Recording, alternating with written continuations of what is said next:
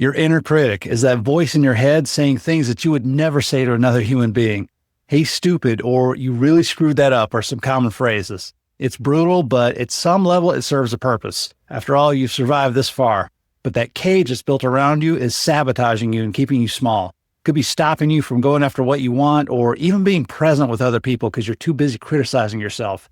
If you're ready to finally leave that cage and create the life you want, taming that critic is one of the most powerful processes you can do.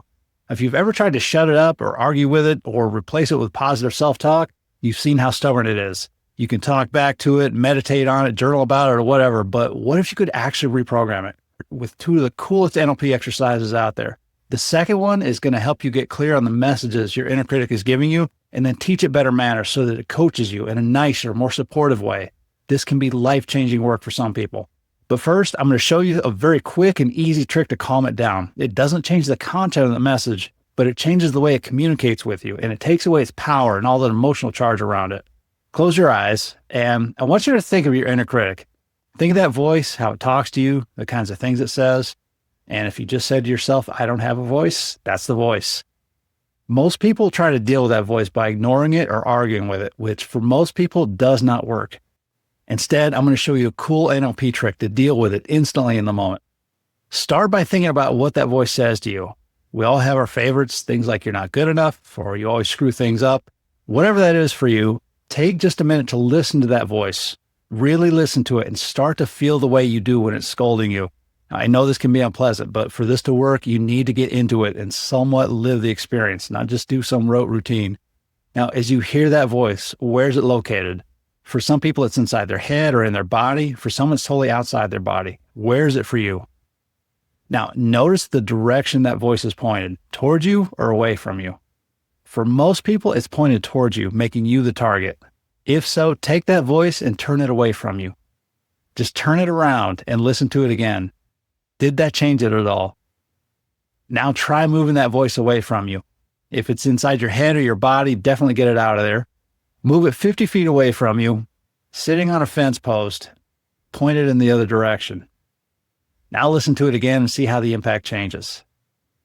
Now give it Donald Duck's voice, 50 feet away, pointed in the other direction.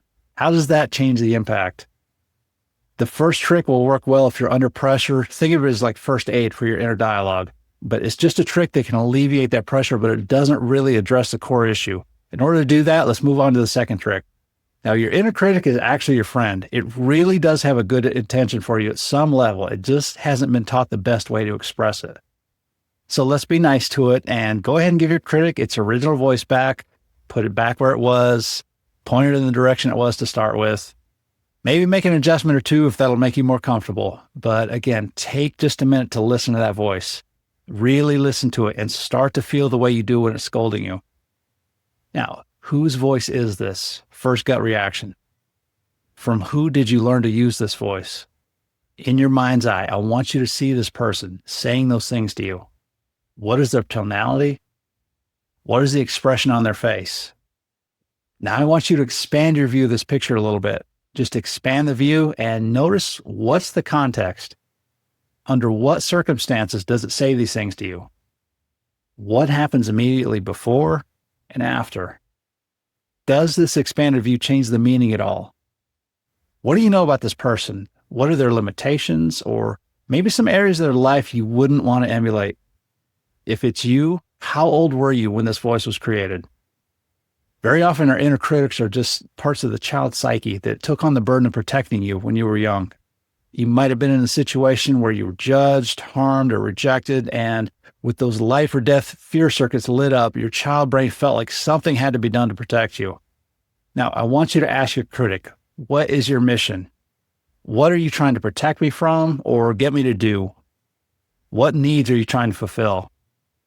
If those needs, that mission were totally and completely taken care of, what would be your highest intent for me as a human being? Not for you, the part, but for me as a whole person. First gut reaction is probably the right one. I want you to say to it, I know you're trying to serve me in a positive way. And feel grateful to that part of you. It's not trying to hurt, it's trying to help. I want you to put both hands on your heart. Breathe into your heart. Breathe deep in your heart like you breathe when you're grateful. In your heart, I want you to thank this part of you. Truly thank this part of you. Know that it has your best interests at heart. It's been trying to protect you tirelessly for all these years. It's not an enemy, it's a part of you. And when you've truly thanked this part, when you truly feel grateful to it, I want you to ask it, how about we use a better, more constructive way of accomplishing your mission? The unconscious mind has a number of prime directives, including serving you and preserving the body. I want you to ask this part if it can see how using negative messages causes you stress, which damages the body, and could be restricting you from taking the actions that will improve or expand your life. Does this part understand that by being supportive of you, coaching you in a more positive way instead of being negative or judgmental, that this could help it achieve its highest intention for you? Ask this voice if it would, from now on, start coaching you in a healthier, more positive, more supportive way. One that fulfills its highest intent for you, but also allows you to relax and feel good about yourself. Feeling good about yourself, being grateful for what you have while eagerly anticipating what you want is the best way to make things happen. Ask this part of you if it will speak to you in a way that best supports you staying in that state of mind from now on. And now I want you to think of someone that you've turned to in order to get the best advice possible. A friend, a parent, someone you could completely trust. Someone who looked out for you and had your best interests at heart. Someone who could encourage you, reassure you, or calm you down when you needed it. Someone you would always listen to. I want you to ask that part of you if it would use the voice and tonality of your trusted friend when it talks to you. If its goal is to help you in some way, wouldn't it be better if it used the voice of someone you would always listen to? Ask it to do that now. Just try it out and see if that works for both of you. Are there any changes you would like to make? Is the voice too loud, too close, or something like that? Are there any other adjustments that would make this a voice you would really want to listen to? Ask this voice to make those changes now. If either one of you has reservations about changing, remember you can always switch back at any time. So if this is something you're open to trying, ask this voice to just try it out now. Knowing what you now know about this voice and knowing how it will now speak to you, can you think of what context the new voice would be less than helpful to you? And in what context you would like to hear from it? Does this person have a special skill or knowledge that would be helpful to you? I want you to put yourself in one of those beneficial contexts now and hear what it has to say to you. Does this new voice in this new context work well for you? If not, what adjustments would you like to make?